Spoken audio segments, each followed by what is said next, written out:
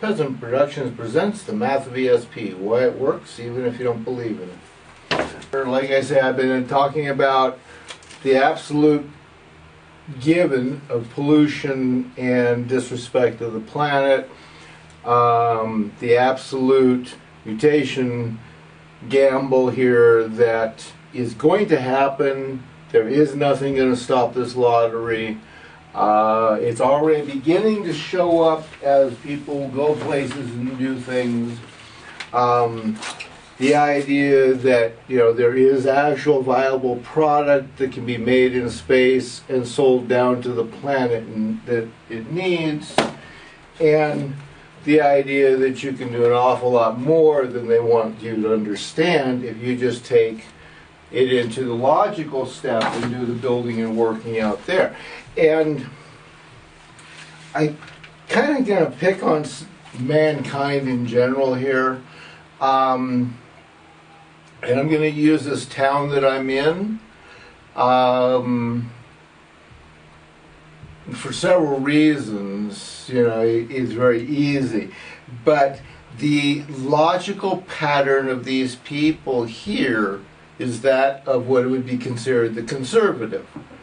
We've always done it like this, so we're always going to do it like this. That's the kind of person that does not accept the fact that today the sun is shining, tomorrow it might be raining, halfway through the day you might see some beautiful rainbows, in the nighttime it might clear up, the next day it might have the wind blowing 100 miles an hour, and you know, things happen, things change, okay?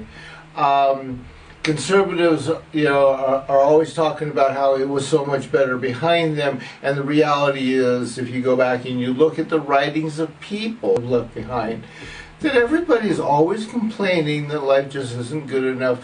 It's always greener on the other side of the fence. The neighbor always has a better yard.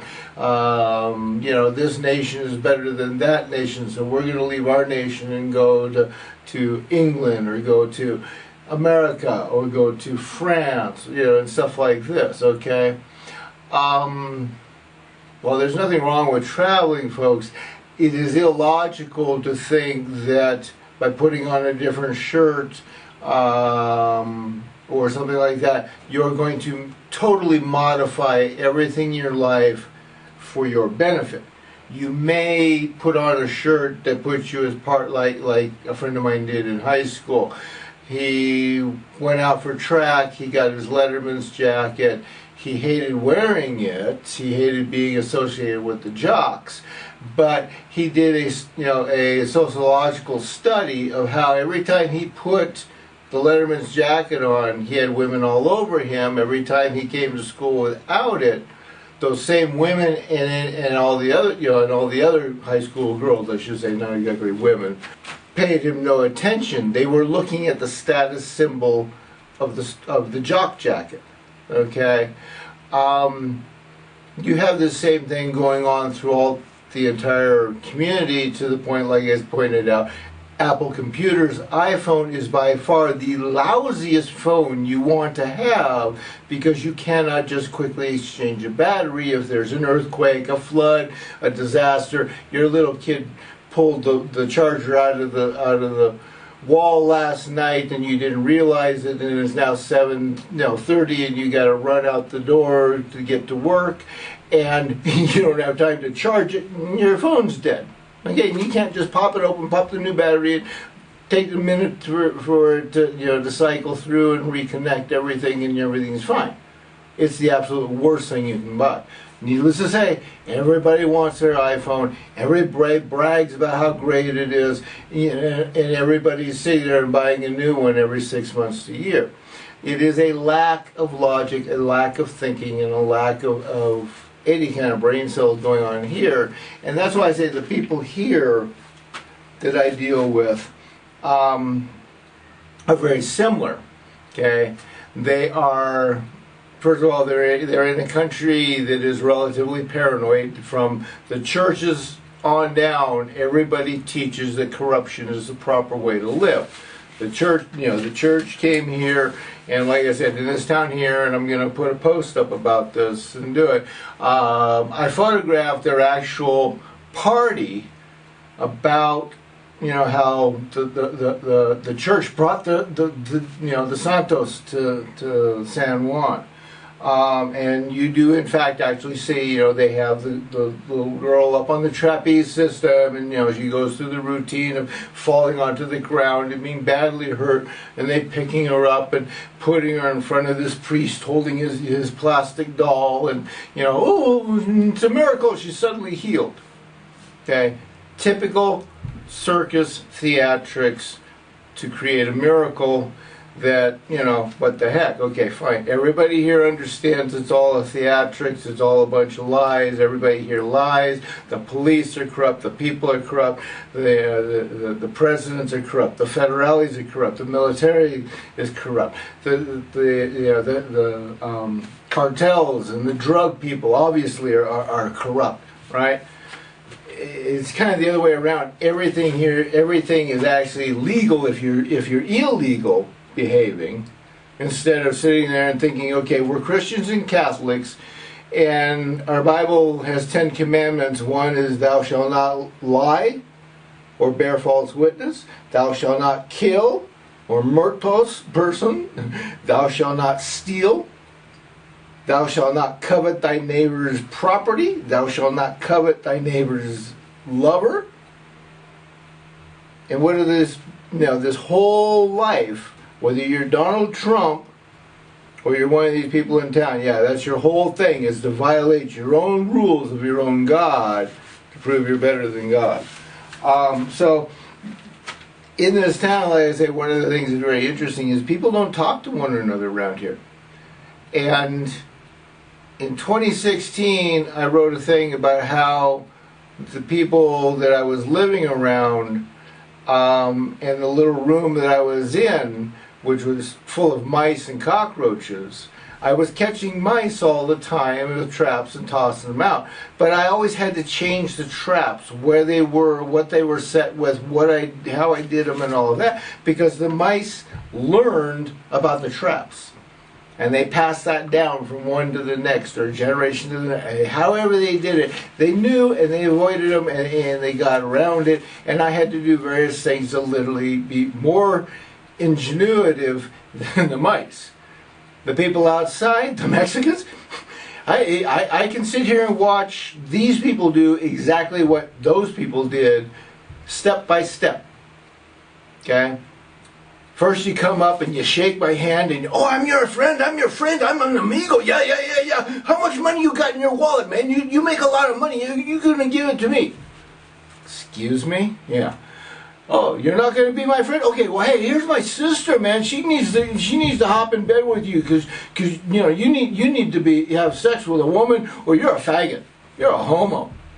Excuse me? And yeah, they do literally go up it. And then when they realize they have totally embarrassed themselves, they don't know what to do. They don't know what to say. Because Christianity, Catholicism, Jews, and Muslims do not teach to apologize.